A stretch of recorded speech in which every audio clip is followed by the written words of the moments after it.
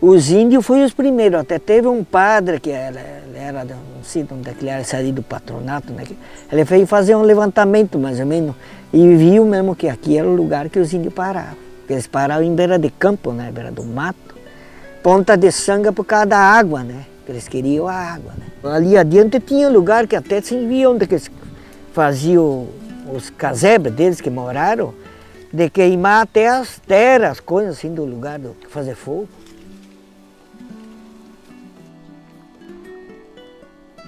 Tem num campo ali os fornos dos índios, que tem ainda as ocas, que eles é embaixo do chão. Quando nós era criança, nós ia ver lá e nós ficava apavorado, casa embaixo do chão, e até hoje tem. Onde eles ficavam, o forno onde eles moravam dentro.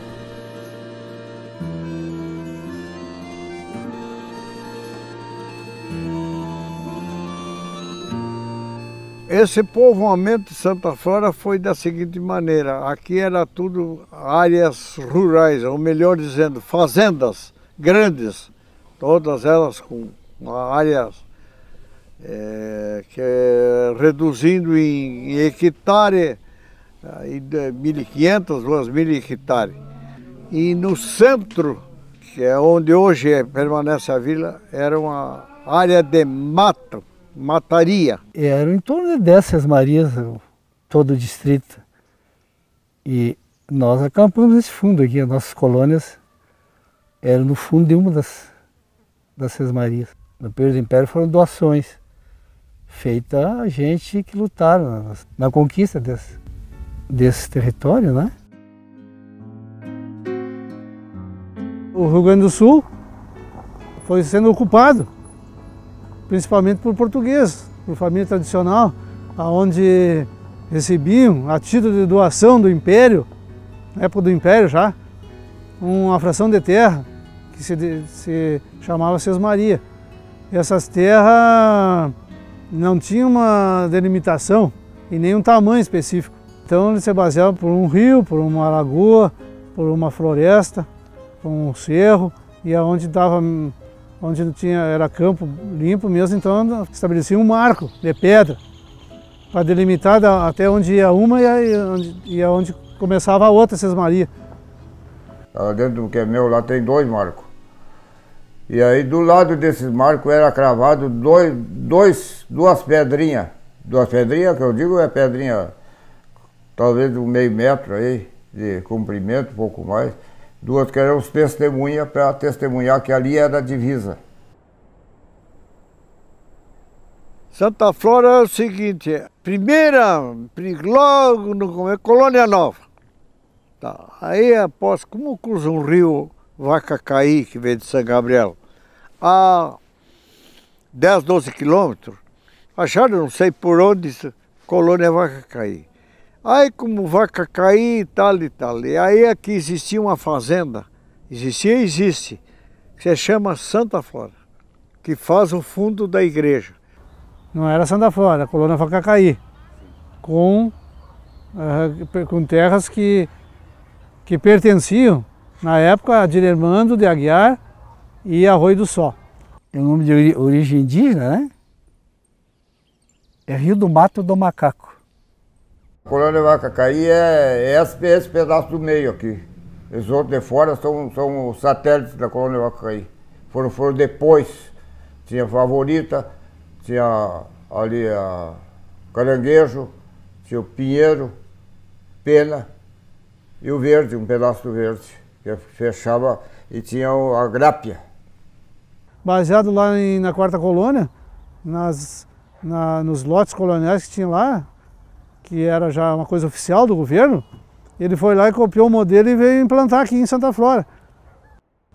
Cada proprietário, vendo isso aí, ele se baseou, né, na iniciativa do Lúcio Gonçalves e também foi fazendo na área de mata deles.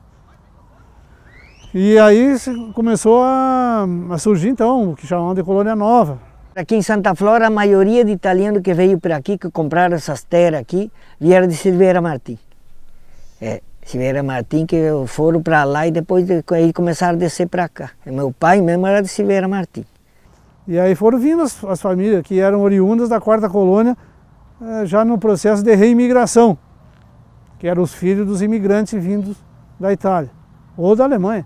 Que os primeiros imigrantes que chegaram em 1927, 28 e 30 e por aí afora, vieram com muita dificuldade econômica. Antes de fazer a mudança para cá, o galpão já estava pronto. Aí vim para o galpão e acampavam ali até que formando a casa, né? Cortar o mato, plantar fumo, feijão preto, trigo e o arvoredo ao redor da casa, né? A horta, o arvoredo. Eram as primeiras intervenções. Tinha madeira de tudo que é tipo. Madeira de pé, guajuvíria, soita, tudo. Então atraía muito os colonos, o italiano principalmente, que gosta do serviço pesado. O problema tudo era braço, era cortado a lenha e colhia aos pouquinhos e ia de carreta levar na cidade. Porque não tinha condução, não tinha caminhão, não tinha nada. Então tinha uma parte aqui que atravessava para lá da Conceição ali, saía na aviação lá, tudo levava o produto na carreta. E não era só um, era todo mundo que tinha aqui, tinha a carretinha dele para levar na cidade, levar o produto.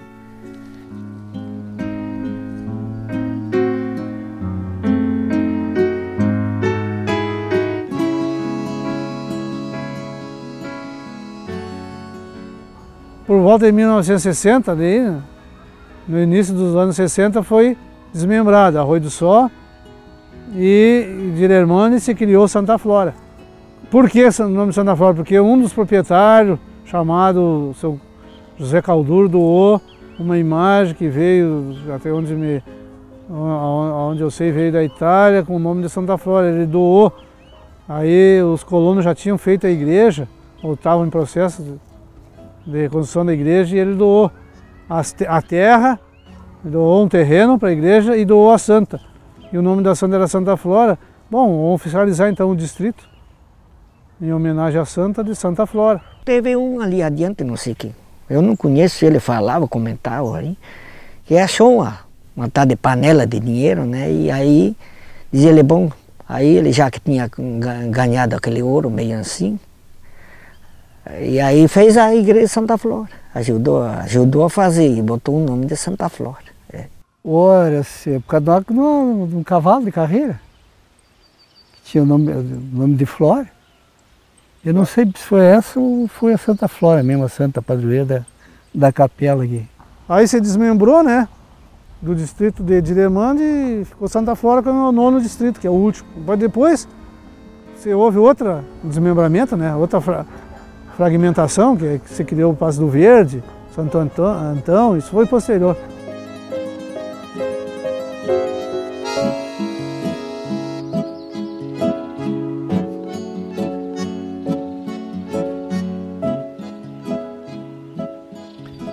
Lá na loja, esse armazém de atacado, meu pai tinha, e ali se ajuntavam todos os pessoal que trabalhava a semana toda, era uma maneira de ter uma convivência e trocar notícia, saber notícia, porque não tinha comunicação, não tinha rádio, não tinha nada.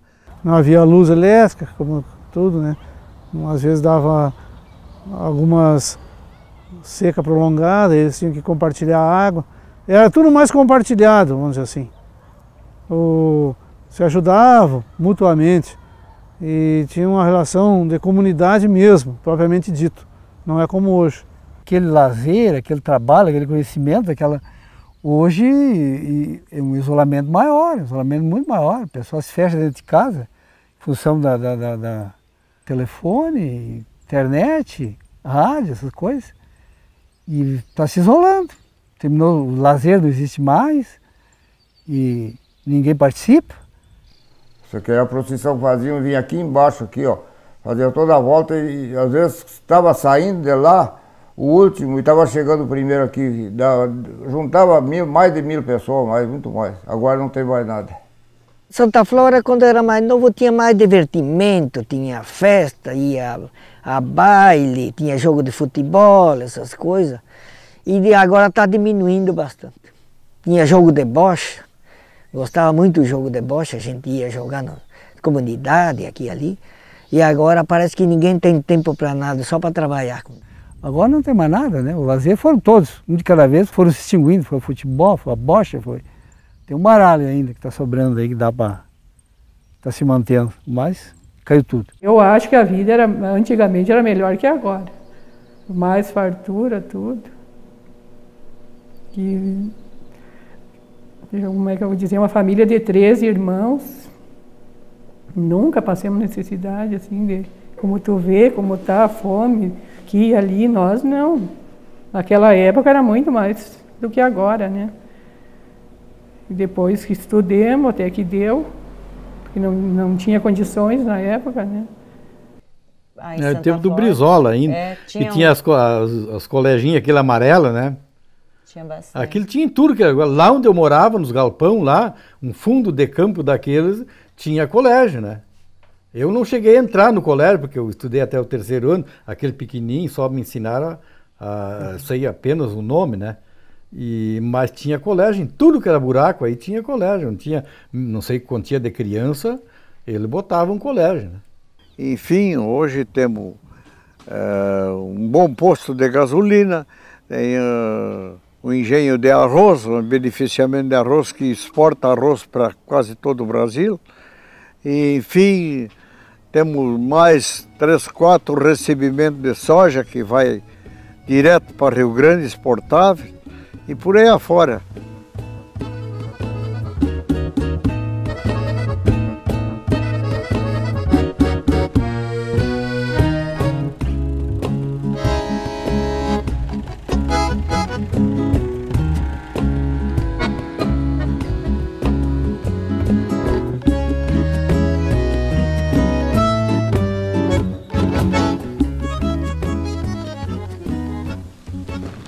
É o celeiro de Santa Maria. É o celeiro. A arrecadação que Santa Flora faz em produtos colhidos, saídos daqui da terra, eu acho que Santa Maria não retorna 0,5%. Logo assim, é uma importância muito grande para Santa Maria. A terra de Santa Flora é a terra que produz mais aqui ao redor de Santa Maria. Mas era toda ela povoada de gado, ovelha, enfim. E hoje praticamente é quase toda soja. Mas os antigos era horta, era quitandeavam mesmo, plantavam para vender, né? Mas aí depois já foi diminuindo aquelas pessoas, né? E as pessoas já passaram mais para arroz, soja, essa coisa assim. Ovo, salame, banha, enfim, carne, né? E a horta, né? Tinha tudo que existia na época, tinha em casa, né? Esses produtos de cultivo familiar nunca deu para o sujeito fazer como se diz, um troco melhor. O problema é que essa soja ali, ela dá dinheiro para plantar em quantia. Antigamente nós começamos a plantar, nós tínhamos terra do outro lado aqui, e plantava e colhia com a foice, assim, cortado, senão com facão, e vendia. Mas a gente plantava pouco, dava pouco. E agora tem que ter um monte de máquina, tem que ter uma quantidade de terra para poder defender. E é o proprietário ainda, porque vai plantar assim, em porcentagem, as coisas para arrendar a terra, não dá também. E ali então seria o caso que mudou, mas para uns também, tem bastante gente que quebrou. Foram plantando e tiveram que parar, terminou. E o banco tomou conta, o juro muito alto e tudo que coisa, então ali terminou. Perderam até as terras que tinham daí. Hoje é uma monocultura, é só soja, né? Não tem mais nada. Até verde que você consegue vender, preço favorável. Então foi se deixando. chegou onde estamos aí, ó. Transformados só em soja os campos aqui da região. Porque tem muita gente que lida com bastante veneno, esse negócio da soja, essas coisas. E ali está dando problema com o veneno. É. Principalmente para o pequeno plantador como nós, né? Já mesmo tinha pareira, tinha essas coisas, arvoredo. E esse negócio do veneno que os cruzes de avião ali está matando.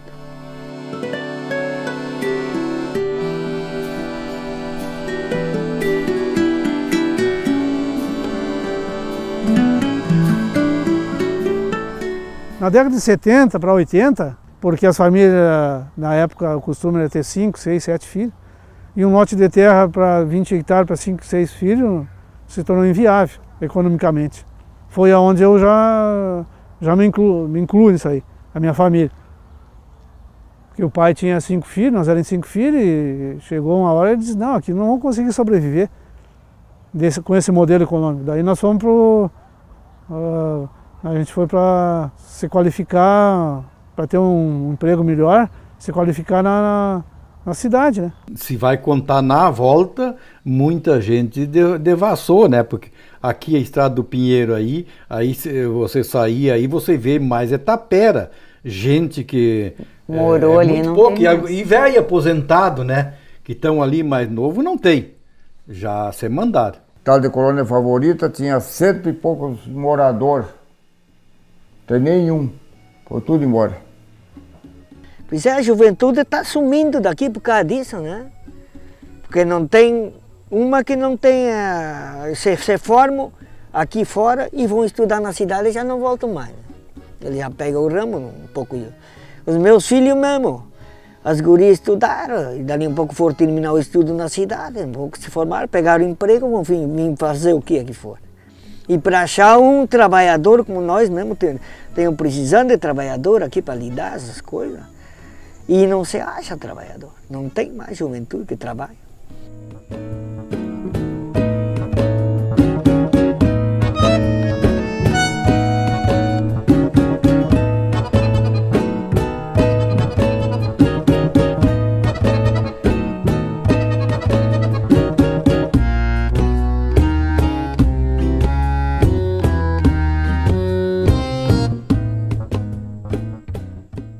Meu pai ali na chácara onde eu nasci via muita coisa ele via. Ele disse que uma vez puxou água num poço e tinha um gaúcho trepado em cima e ele puxando água e aquele gaúcho não se mexia. Onde há assombração, há dinheiro enterrado. É a lenda que conto, né? Eu ainda quero achar esse enterro de dinheiro. Tem gente que tem uma libra, uma outra moeda da época, né? Mas não é dos enterros de dinheiro, né? Provavelmente da panela, né?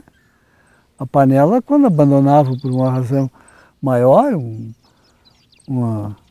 geralmente num período de revolução, né? Então deixava o dinheiro enterrado, se voltasse, encontraria, né? E na sanga, nos fundos da casa do pai, tinha uma lavoura de arroz e tinha que passar um mato e tinha um pau redondo, que era uma ponte. E ele vinha meia-noite, diz que sempre tinha uma velha sentada naquela ponte lá. E quem não disparava, a velha derrubava na água. 2, 3 vezes ele tentou cruzar e a velha não deixou ele cruzar. Até eu lavrando lá, achei uma moeda de ouro. E aí ficou famosa aquela moeda, diz que é rara. Essa moeda é rara, é da Espanha. E às vezes havia alguma conversa que o sujeito ficava um pouquinho melhor da vida, havia essas conversas. Ah, fulano achou uma panela de ouro. Porque melhorou a vida, achava que tinha tirado dinheiro, mas tudo era conversa de bolicho. Tá? O negócio era a enxada e o machado e acabou a festa.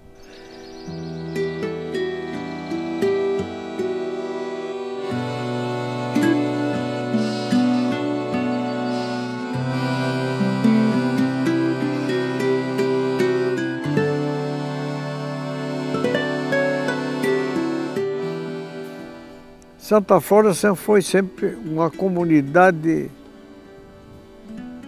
muito humilde, mas muito trabalhadora. E o povo tinha boa amizade entre si, sempre se ajudaram, sempre tiveram esse feito. E até digo mais, até hoje, nós tivemos uma delegacia, fechou porque não tem bandido aqui, não tem crime. Ora, a importância da melhoria de Santa Flora, que podia até virar até em cidade aqui, era o asfalto que nós precisamos. O que está faltando é só isso aí, mas nós vamos atrás.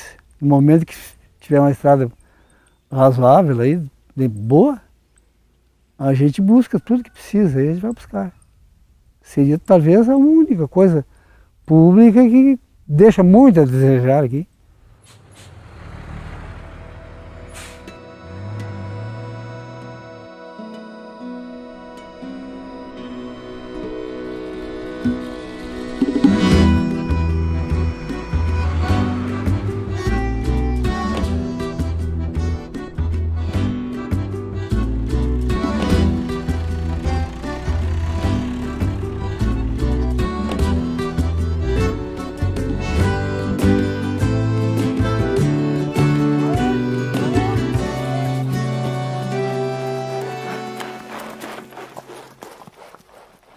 Nossos futuros presidentes que nos dê mais, valorize mais o homem do campo aqui. Porque não é só Santa Flora, eu acho que é o Brasil todo. Toda a agricultura e pecuária, se não for bem valorizada, automaticamente ela vai se desfazendo. Mas se tiver uma compensação, eu acho que teria um bom futuro. Hoje eu acho um distrito muito rico, assim, em tudo, em pessoas, em indústria e vontade de trabalhar que o pessoal tem. E tem um distrito de gente boa, assim, sabe? O povo é bom, não tem dúvida nenhuma. É o povo que serve até o que for necessário, precisar, dificuldade, ninguém vai só solicitar que consegue a ajuda necessária. Não tem dinheiro no bolso, mas todo mundo tem uma vida bem, vamos dizer assim, média, né? Nível médio. Ninguém passa fome.